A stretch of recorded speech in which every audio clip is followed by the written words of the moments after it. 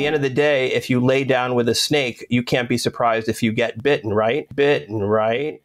Hello, everybody, and welcome back to The Search with Lisa. I hope everybody is doing well. I have been gone an extra couple days due to Miss Debbie, the tropical storm, wanted to play with my internet and my electricity, and then I had to have some dental work done. But I am back in attack, and I am ready to get into it. I want to touch on something that I haven't heard a lot of: Hybristophilia. Okay? I know you're thinking, Lisa, you just threw this word at us. Like, what? Yes. First of all, this is going to be an interesting episode. I hope that it's something that has caught your attention. Please don't forget to subscribe.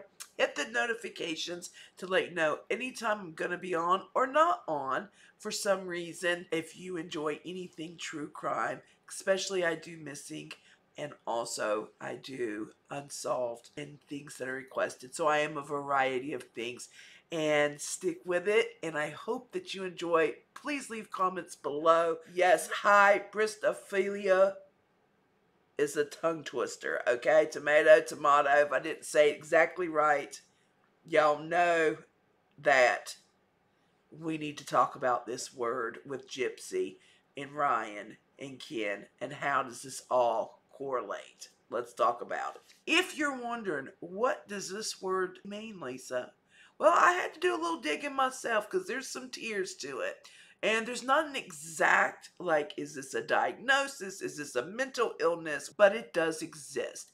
And basically, in Lisa's terms, layman terms, whatever terms, basically, it is a lot of times used when they are discussing, instead of like gypsy in jail, be a male in jail. Usually it's women pining after men and not men pining after women. So for instance, let's use Richard Ramirez, okay? When he was in prison, he had many women, you know, even to marry, writing him fan mail. Manson, fan clubs. Back then they were writing letters because they weren't up to date with what we have now, which I will discuss. So we haven't heard this word as much used during the Gypsy case because it is more prone to be used with men in jail and the women kind of liking the bad boy per se. That is why I feel we haven't heard it as much. So, with the tables being turned, what is someone with these characteristics? They are known to have low self-esteem. You don't have to check off every box, but most boxes are checked, which would be low self-esteem. You are a fixer. You have a lower self-worth, I should say, but you enjoy helping others. That does make you feel good, but it's almost like this angel or God complex, as you people have said too. But you are that fixer. For instance, with Gypsy, if I was a male, any male looking in that was sexually attracted or some type of attraction that I want to reach out and have a relationship with, okay? Whatever that relationship leads to. I would look at, after watching her movies and seeing what happened, I would say, you know, Gypsy, you know, went through all that abuse, and, you know, I just want to show her support. They see the victim in the person. They don't see what the person did, right? And they feel that that person needs somebody to acknowledge that they were a victim at one time and that they deserve a chance and they deserve to be understood. Okay, so it's like in their reality, they have totally said, I know it's against the rules to smurder, but I'm here for you, all right? Also, there are characteristics, fetishes. I mean, it's that simple. There are some that are fetishes. There are some that they enjoy the fancy and the controlling, knowing that the person is in jail or prison, and that it's kind of like, okay, they're there, so I know where they're at all times. I'm like the knight in shining armor. I'm the hero. I'm the one that they're thinking of all the time. I'm the one that basically is who they look forward to hearing from or seeing because they don't have much outlets, okay? Also, which would come with a little bit of narcissism. And then also, there are ones that are like, hey, I can come in, I can be this knight in shining armor, I can help them, I can do what they need and help what they need because there are book offers and deals, there are movies that are being made, and they want to be part of the spotlight as well. Yes, this is part of one of the examples and characteristics of somebody with hybristophilia. Okay, so with that being said, does this sound like anything that we have heard or known from Ryan or from Ken? Yes. Okay. Things that I bring to mind when I'm hearing this is examples with, let's go with Ryan first. When Gypsy talked about them meeting in her interviews, she stated that there was over 250 men that had reached out to her for relationships and to be with her. She was asked why Ryan, and Ryan is in the interview. Ryan's action was kind of like, oh, look at me. Playing off, of course, he's just kidding. But is he? You know? Is he not the knight in shining armor? She said that first got her attention basically because he was from Louisiana, the state that she's from.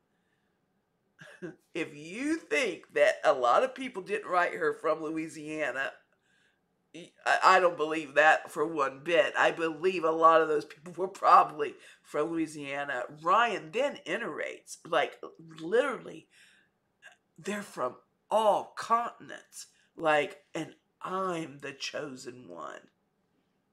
Okay?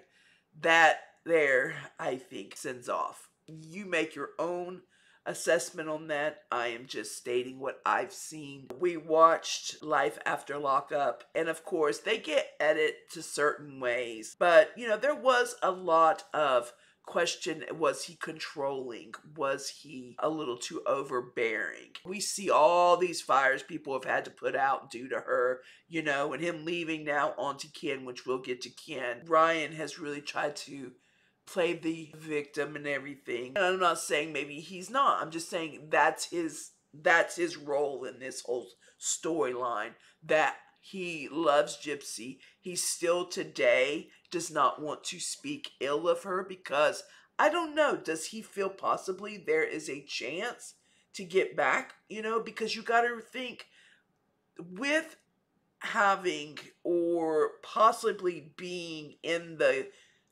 category of having hybristophilia, you have a sense of fantasy, right? Or also a sense of already having some drama and damage. So has he totally let go, or is he just struggling to let go? Because when he gets on his TikToks, you know, he every once in a while he give a little jab, a little more towards Ken though instead of her. It's like he cannot say anything bad. Is it maybe his character, you know, could be? Is it because he's a teacher and if he is caught talking like that, he could lose his job? Is he under strict rules of that? Very well could be. It does always stay in the back of my mind of a man that is a teacher of special education, a teacher period, that he has been involved in all this. And that has always been something that I've been a little like, right? But that's here nor there. We're going to stay focused on this. What really got me and sent it over the edge was when I knew that he truly has this, I don't know, you call fantasy, fixation, just obsession, but when someone was like basically trying to, I guess, put Team Nick in the TikTok comments or just try to get him to say something about the pictures being released. The newfound influencer finished his live stream, revealing he had not seen the leaked crime photos from Dee Dee's murder. Guys, I'm not gonna look at the crime photos. I don't need to see them. What's the point? That's why Nick's in jail for the rest of his life. You know, he traveled multiple states down and that's why he is where he is. Just because me and Gypsy are no longer together right now and stuff, I'm not gonna ever like jump on Nick's bandwagon. He did what he did. He's where he needs to be. The live comes after Gypsy revealed the gender of her baby. And when I heard that, I was like, wow. I mean, he, even going through all this and the way that he has claimed to be the victim and treated, he is not like had his eyes opened at all that possibly he has been played for a fool. With me saying that, I'm going to now jump to Ken, who started his relationship with her just out of sympathy after watching the documentary as well. And it ended up wanting to just be sympathetic. Hey, I'm here for you. I know there's millions of people out there, but hey, I'm going to take the time to write you because I feel you need somebody to be there for you. And you know, it just falls into just this romantic and love soulmate relationship, okay? Well, now remind you, she knew she was coming up for parole, all right, down the line, and that, you know, ducks do need to start getting in order. Now, after, of course, meeting Ken, they did smooch and get engaged, but then Ken backs off for different reasons, and basically when she got out, he wanted her to find her happiness. You know, like he is doing what is best for her, all right, because that's what he wants to do. That is when she, of course, gets involved with Ryan, because, of course, Ryan is from Louisiana, and, you know, they hit it off. Ken at the time is in Texas. Well, when she gets out of prison, she has to, of course, have somebody to be over her, basically financially have somewhere for her money to go. She has to have a steady household to live in. Those kind of need to be all looking good, getting ready, going to parole. All right, so when Ryan comes in, Ryan lives in Louisiana. Ryan is a teacher. Ryan has all these assets that is needed in order to successfully satisfy the parole board. Now that that is it, they then decide to get married, okay? And of course the family, why don't you wait? This is what they're claiming. She didn't want to be back at home. She did want Ken to make sure that, are you okay? You know, like we're done. Because she was kind of back and forth, right? But Ken was in Texas. She could not leave and go back and live in Texas. She was to report back to Louisiana. At that time, guess what, guys? Ken just couldn't do what needed to be done for her parole. Wow, isn't that a coinkydink, right? So she gets out. Ryan's like, he's living his fantasy, y'all. He has got her. The money is, you know, basically, other than her TikTok, you know, he is keeping control of that. And of course, whatever she needs, she can get. But like, he is living his dream. If he's got these little fetishes, whatever it is, some of the things that fit into the Hybristophilia in his world, in his fantasy, like they're going to New York. They're doing press conferences. He's also the man of the show. I mean, they're doing a reality show. Like, what couldn't be better? While she, on the other hand, is like miserable, and you can see it. And so, funny, on the side, Christy is keeping in contact with Ken. Well, why would she do that? Yeah, well, you know, it takes a little time to get the money coming in. The TikToks, the social media, everything start doing, right? Anyway, oddly enough, around the time that they're able to hook up, you know, he now can afford to move down there where Gypsy is at. I kind of think all that worked in. So here we have two men with the same basically characteristics, same type of timeline per se, just one can't be there exactly available when she gets out. Now, that's me speaking allegedly, that's why it kind of worked in there. But I feel that it kind of makes sense if you go by what this is in reference to and how psychologists and psychiatrists have applied this concept to many men that have been in prison and the women that have reached out to them, basically wanting to be their fixer, their saver, there has to be reasons why people are attracted to women or men in prison. We have to ask ourselves, what would cause someone to be attracted to someone who is incarcerated? And there's many psychological theories as to why this happens. Part of it is thrill and excitement. People enjoy going after high-profile people. They get a thrill after it. Some people say it's a savior complex. They believe that the person might be innocent, and they make it their mission to save them, to clear them, and it gives them a sense of purpose.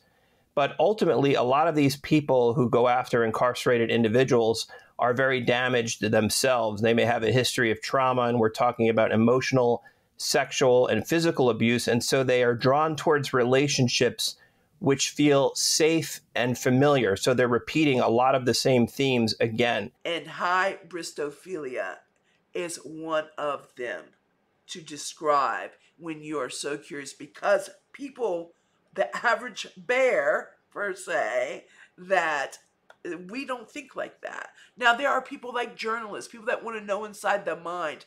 That is a whole nother subject. We're talking about people that are attracted after knowing that they have committed very serious crimes, okay? Very serious crimes. Guys, that's the best that I could do to figure out why they have done what they have done, why they got married. Two men would want to be so involved with her so quick, why one married, and why this all moved, and kind of get behind the scenes of it and kind of do a little dive on them. So I hope that you thought this was an interesting take on it. Again, this is alleged, but I felt that it was very interesting. Now, you will see how this also applies in another case coming up that I'm talking about. Someone coming up for parole. Is it going to be another Gypsy 2.0? Also, one more thing I wanted to touch on before I end. I want to know your opinion on how healthy are these pen pal and dating websites for prison. Now, it's one thing to be able to contact your family members, but should this be allowed? Should this be allowed? Especially to people like schmurderers and all types. There's nobody's off limits. Maybe death row, I'm not sure. But I just want to know your opinion on these apps and websites and what you think. And I will definitely keep you posted if I hear any more on Hybristophilia, any extra information. I'm going to put some information in the description so that you can go and kind of do your own research on this. But guys, I am trying to open up the minds of why Ryan did what he did. So guys, I enjoyed doing this for you, and I hope that you enjoyed this as well. Please make sure to hit subscribe. Guys, we are getting closer to the goal, and I want to appreciate you so much for watching, and I will see you on the next episode. Everybody have a fantastic night.